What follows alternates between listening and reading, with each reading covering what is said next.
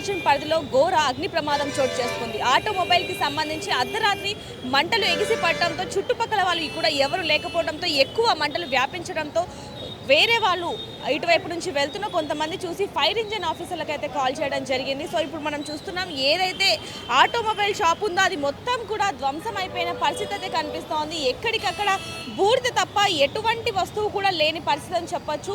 ఈ మంటలు అనేవి బయట నుంచి వ్యాపించాయంటూ కూడా ఇక్కడ కొంతమంది చెప్పడం జరుగుతుంది. చూస్తున్నాం లోపల దాదాపుగా స్వెటర్లన్నీ క్లోజ్ ఉండటంతో లోపల మంటలు ఎగిసి పడుతున్నప్పటికీ కూడా బయటికి తెలియని పరిస్థితి అని చెప్పొచ్చు. దాని కారణంగా లోపల మొత్తం కూడా అన్ని అగ్నికి ఆహుదైపోయాయి అనేది కూడా మనకి చాలా క్లియర్గా అయితే తెలుస్తూ ఉందని చెప్పొచ్చు. చూస్తున్నాం ఇక్కడ ఎలాంటి పరిస్థితి నెలకొనింది అనేది కూడా మొత్తం చూస్తూనే ఉన్నాం. ఎక్కడికక్కడ లోపల నుంచి మంటలు ఎగిసిపడటంతో బయట వాళ్ళకి ఇక్కడ ఫైర్ జరుగుతుంది అనేది కూడా తెలియని పరిస్థితి అని చెప్పొచ్చు. ఫైర్ ఇంజన్ వచ్చినప్పటికీ కూడా ఎప్పుడైతే ఈ విషయం ఫైర్ ఇంజన్ ఆఫీసర్లకి తెలిసిందో వాళ్ళు వెంటనే వచ్చినప్పటికీ కూడా ఇక్కడ అప్పటికి మొత్తం 90% కూడా మొత్తం అగ్నికి ఆహుతి అయిపోయింది అన్నట్టుగా కూడా చాలా క్లియర్గా అయితే తెలుస్తోంది. చూస్తున్నాం మొత్తం కూడా ఎక్కడికక్కడ మొత్తం బూడిద అయిపోయిన విజువల్స్ మాత్రమే కనిపిస్తున్నాయి. ఆటోమొబైల్కి సంబంధించి లోపల దాదాపుగా 1 కోటికి పైగా అయితే లోపల సామాన్ ఉంది అంటూ కూడా ఇక్కడ ఎవరైతే ఓనర్ ఉన్నారో అతను అంటూ ఉన్నాడు. చూస్తున్నాం ఏ విధమైన పరిస్థితి ఉందనేది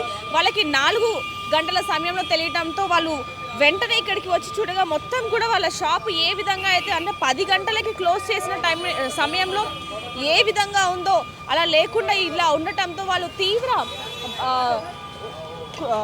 బాధలు అయితే ఉండిపోయారని చెప్పొచ్చు. సామాన్లు కూడా కొద్ది రోజుల క్రితమే తెచ్చారంటూ కూడా వాళ్ళు చెప్పడం జరుగుతుంది. చూడొచ్చు మెకానిక్కి సంబంధించి ఎలాంటి సామాన్లు అవన్నీ కూడా ఏ విధంగా బూడిద అయిపోయాయని కూడా చూస్తున్నాం మనం. వాళ్ళు చూస్తున్నారు వాళ్ళు కూడా ఏదైనా సామాన్ మంచిగా ఉంటే అది తీసి మళ్ళీ యూజ్ చేయొచ్చు అన్న ఇది అయితే మళ్ళీ వాళ్ళన్నీ కూడా కలెక్ట్ చేస్తున్న విజువల్స్ కూడా చూస్తున్నాం. ఇక్కడ మొత్తం కూడా చూడొచ్చు ఎలాంటి పరిస్థితి నెలకొనింది అనేది కూడా చాలా క్లియర్గా అయితే తెలుస్తోంది. ఒక్కొక్క సామాన్ని కూడా మొత్తం బయటికి తీసివేస్తున్న విజువల్స్ ఇప్పుడు మనం చూస్తూ ఉన్నాం. ఒకసారి పైన కూడా ఇది 2 అంతస్తులు ఉన్నప్పటికీ కూడా పైన ఫస్ట్ ఫ్లోర్ మొత్తం కూడా దీని గోదాం లాగా అంటే దీనికి సంబంధించిన సామాన్లు అన్నీ కూడా అక్కడ పెట్టుకుంటూ ఉంటారు. మరి సెకండ్ ఫ్లోర్లో కూడా ఒక డాన్స్ క్లాస్ ఉంది అంటూ కూడా వీళ్ళు చెప్పడం జరుగుతుంది. ఒకసారి అక్కడ కూడా వెళ్ళి చూసే ప్రయత్నం చేద్దాం. కానీ ఇక్కడ మాత్రం చూడొచ్చు ఏదైతే ఆటోమొబైల్స్కి సంబంధించి అన్ని సామాన్లు కూడా అగ్నికి ఇదైపోయాయని చెప్పొచ్చు. చూస్తున్నాం మొత్తం కూడా ఎలాంటి పరిస్థితి నెలకొనింది అనేది కూడా చాలా క్లియర్గా చూస్తూ ఉన్నాము.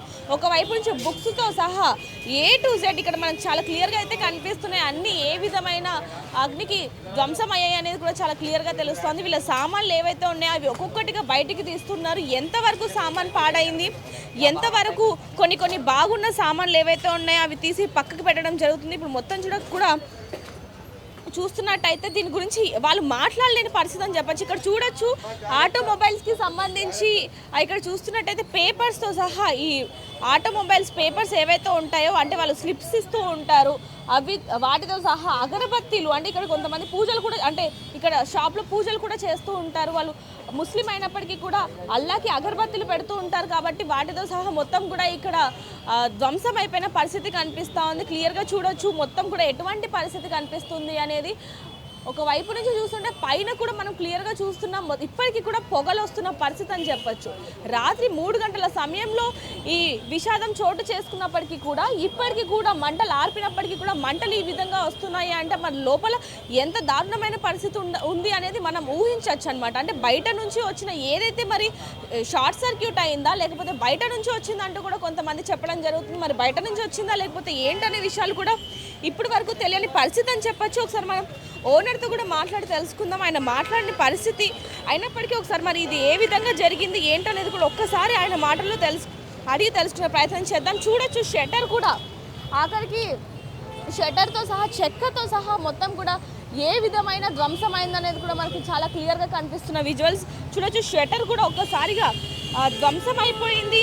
ఆ వేడికి మెల్ట్ అయిపోయిన పరిస్థితి అని చెప్పొచ్చు. మరి ఈ స్వెటరే ఈ విధంగా మెల్ట్ అయిపోయింది అంటే మరి లోపల ఉన్న సామాన్లు ఇంకే విధంగా ధ్వంసం అయ్యాయి అనేది కూడా మనకి చాలా క్లియర్గా అయితే తెలుస్తున్న పరిస్థితి అని చెప్పొచ్చు.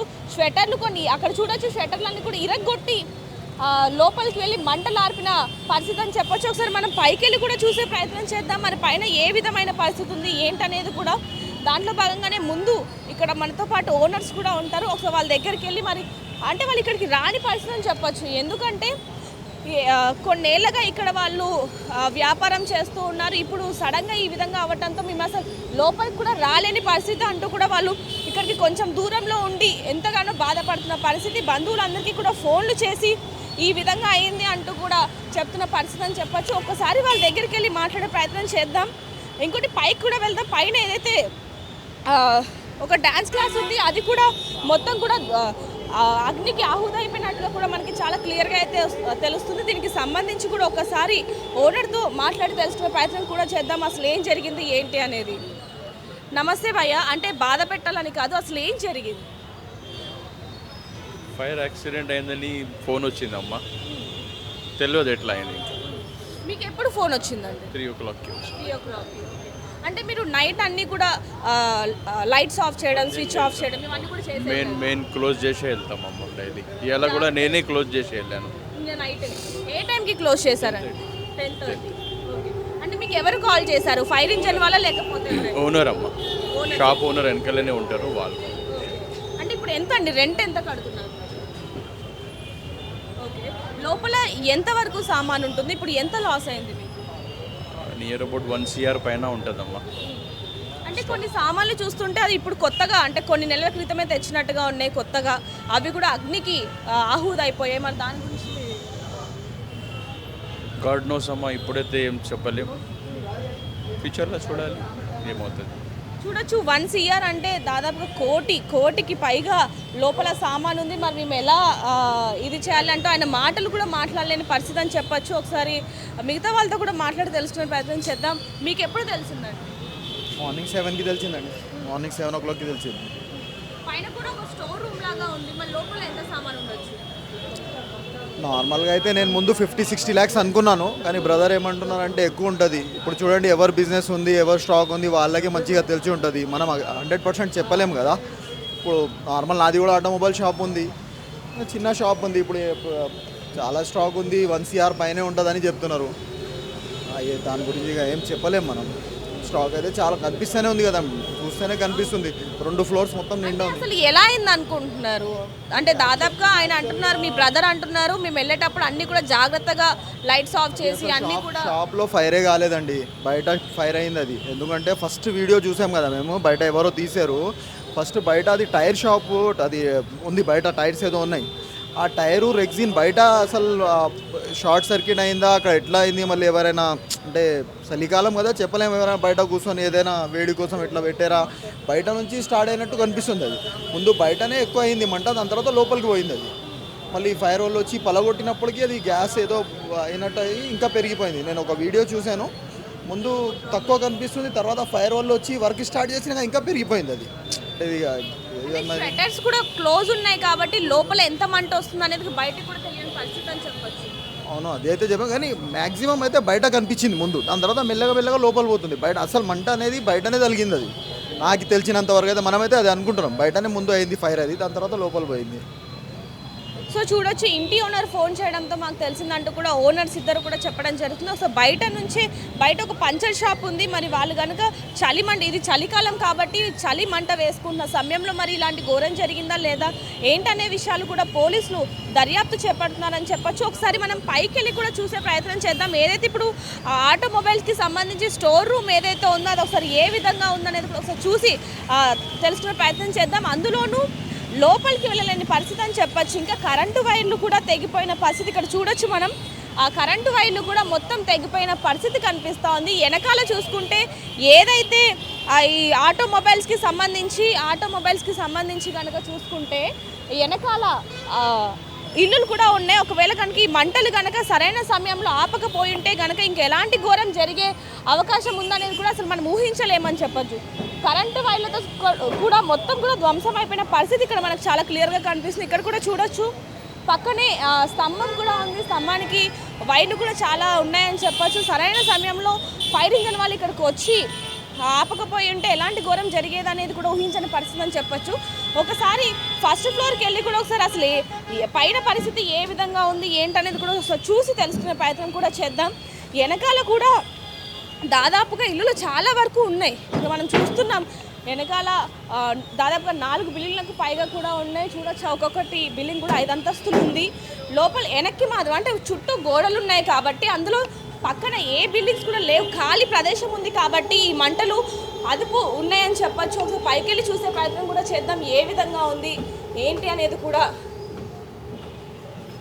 మొత్తం కూడా కింద ఏదైతే వాళ్ళు చెప్తున్నారో అంటే దాదాపుగా 1 కోటి సామాన్ వరకు కూడా మొత్తం మేము నష్టపోయామని చెప్పడం. ఇప్పటికీ కూడా ఇక్కడ వేడి అనేది అదే విధంగా తాకుతూ ఉందని చెప్పచ్చు. చూడొచ్చు అసలు లోపలికి కూడా వెళ్ళలేని పరిస్థితి, ఎందుకంటే ఎక్కడికక్కడ ఇవి ఏవైతే సామాన్లు ఉన్నాయో మొత్తం కూడా వేడికి మెల్ట్ అయిపోయి పడిపోయిన పరిస్థితి అనేది మనకి చాలా క్లియర్గా కనిపిస్తూ ఉంది.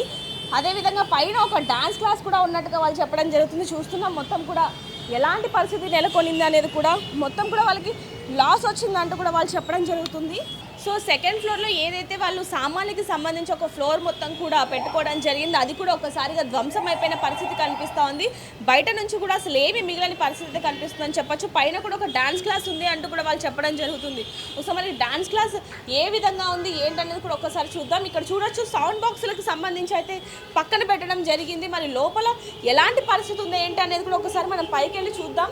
కింద మాత్రం 2 ఫ్లోర్లు ఏదైతే ఇప్పుడు గ్రౌండ్ ఫ్లోర్ అలాగే ఫస్ట్ ఫ్లోర్ ఉందో అది మొత్తం కూడా అగ్నికి ఇదైపోయినప్పటికీ ఏదైతే డాన్స్ క్లాస్ ఉందో ఇది మాత్రం కేవలం అద్దాలు మాత్రమే ధ్వంసమైన పరిస్థితి కనిపిస్తూ ఉంది. ఎందుకంటే ఇది డాన్స్ క్లాస్ కాబట్టి ఇక్కడ ఎలాంటి సామాన్లు కానీ ఇవేమి ఉండవు, మనం చాలా క్లియర్గా చూస్తున్నాం. కానీ ఇప్పటికీ కూడా వేడి అనేది ఇక్కడ అదే విధంగా ఉంది. లైట్లు ఇవన్నీ కూడా తీసి పక్కన పెట్టిన పరిస్థితి మనకు కనిపిస్తూ ఉందని చెప్పొచ్చు. మొత్తానికి ఏదైతే ఈ మంటలు చెలరేగాయి ఇవన్నీ కూడా బయట నుంచి అంటూ కూడా వీళ్ళు చెప్పడం జరుగుతుంది. మరిన్ని వివరాల కోసం చూస్తూనే ఉండండి. కెమెరామ్యాన్ సూర్యతో రిపోర్టర్ దేవిక, హైదరాబాద్. మరిన్ని వీడియోస్ కోసం ఛానల్ ని సబ్స్క్రైబ్ చేయండి. లేటెస్ట్ అప్డేట్స్ కోసం వాట్సాప్ ఛానల్ ని ఫాలో అవ్వండి. ఆ లింక్ డిస్క్రిప్షన్ లో ఉంది.